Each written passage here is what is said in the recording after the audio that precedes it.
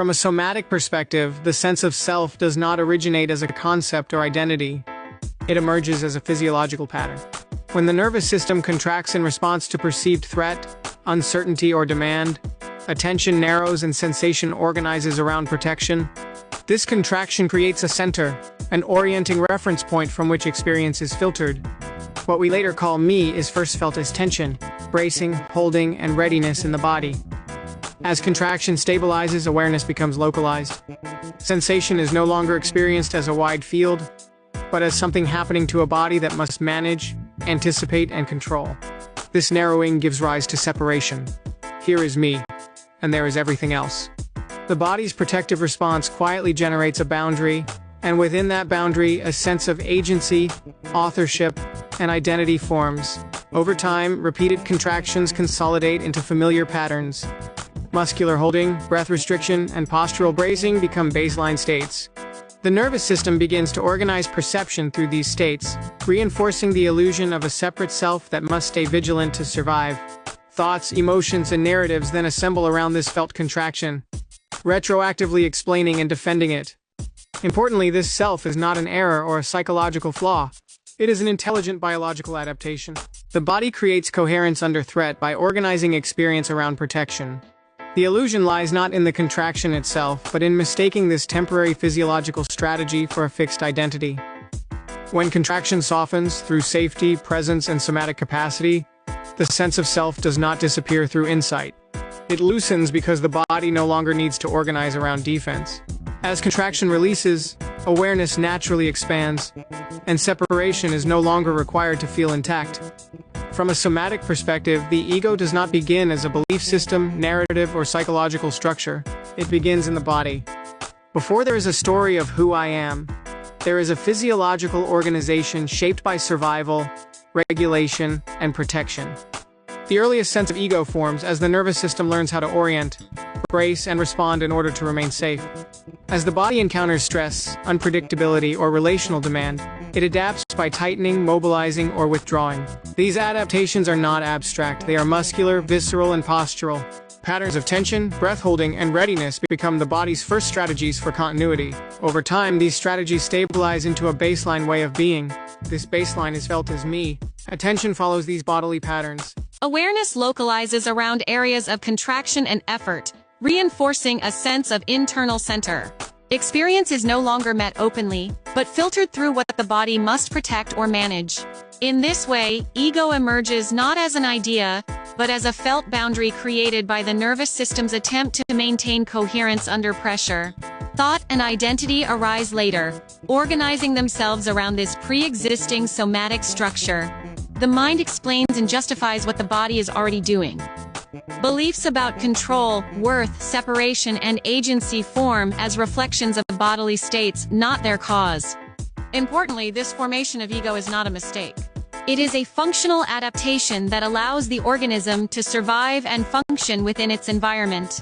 The illusion appears only when this adaptive bodily organization is mistaken for a permanent or essential self. As somatic capacity increases and protective patterns soften, ego does not need to be dismantled or transcended. It naturally loosens as the body learns that it no longer needs to organize around defense. When the body rests, separation no longer needs to be maintained. From a somatic perspective, shame, fear, and unworthiness are not primarily emotional experiences or cognitive distortions.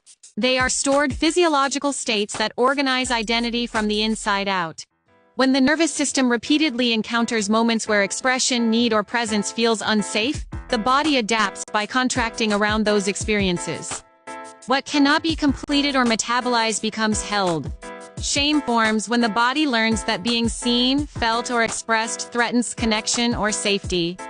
The system responds by collapsing inward, reducing visibility, diminishing sensation, and lowering energetic charge. Fear arises as chronic readiness, a background orientation toward danger that keeps the body vigilant and braced. Unworthiness settles as a deep somatic conclusion. Not something is wrong, but I am wrong. These are not thoughts the body believes, they are states the body inhabits. Over time, these states stabilize. Muscular tone, posture, breath, and autonomic rhythms reorganize around them. Awareness localizes within these patterns, and identity quietly forms around the sensations they generate. Shame, fear, and unworthiness begin to feel personal, intrinsic, and true. Not because they are accurate, but because they are familiar. The nervous system treats familiarity as reality. Thoughts and narratives later arise to explain these bodily states.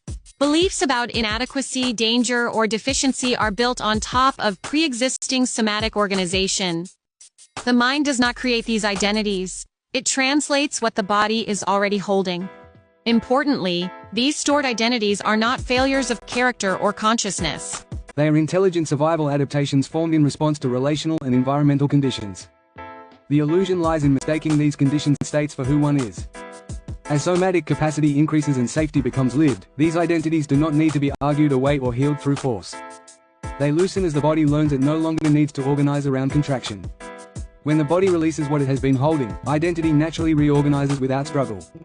From a somatic perspective, the false self does not collapse through insight, confrontation, or correction. It dissolves through release. What appears as a stable identity is maintained by ongoing patterns of contraction in the nervous system, patterns that organize perception, behavior, and attention around protection. As long as these patterns are required, the false self remains necessary. Release begins when the body no longer needs to sustain these protective contractions. This does not happen because the mind understands something new, but because the nervous system experiences sufficient safety to let go of what it has been holding. Muscular tension softens, breath deepens, and autonomic rhythms begin to reorganize. As these changes occur, the structure that once supported a sense of separate self loses its physiological foundation.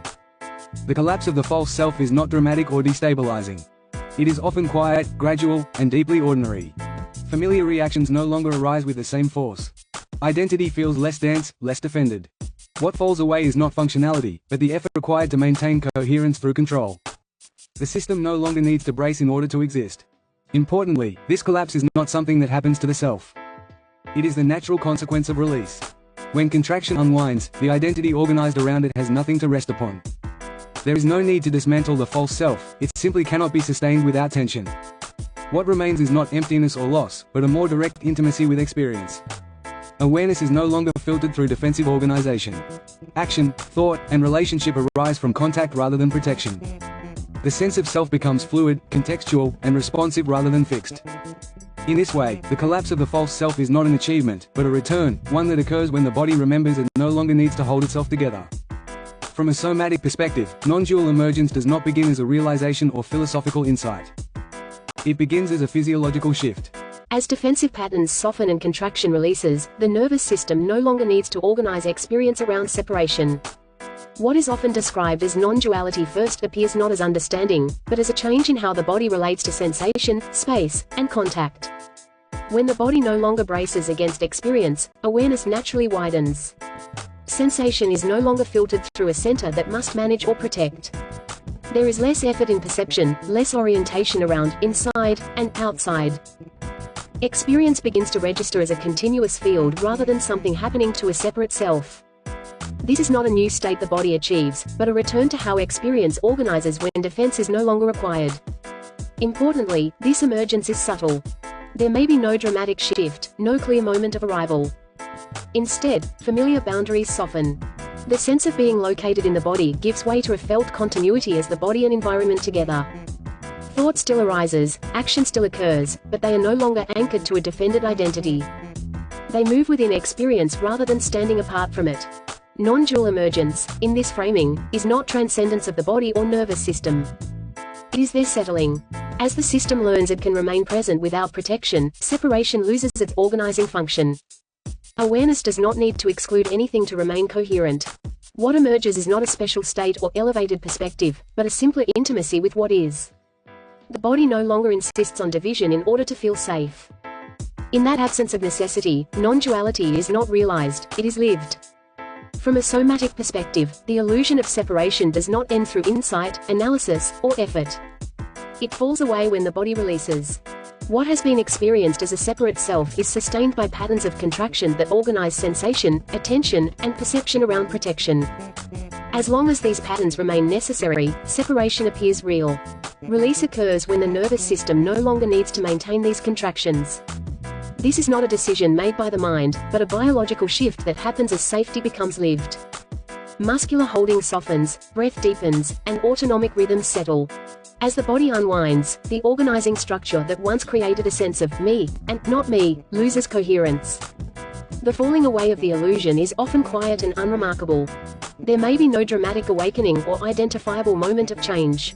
Instead, familiar boundaries dissolve gradually. The effort required to maintain identity decreases. Experience is no longer filtered through a center that must manage, defend, or control what is happening. Importantly, nothing is lost in this release. Function, discernment, and responsiveness remain intact. What disappears is the tension that made separation feel necessary. Action continues, thought continues, and relationship continues, but without the constant orientation toward threat. As the body releases, awareness no longer needs to contract to remain stable. Perception becomes more inclusive, less divided. Sensation, environment, and movement are experienced as part of a single, continuous field. This is not a new state achieved through practice, but a natural reorganization that occurs when the body is no longer braced. In this way, the illusion does not need to be undone or corrected. It simply cannot survive the absence of contraction. When the body lets go, separation loses its ground, and what remains is a simple, embodied intimacy with experience as it is.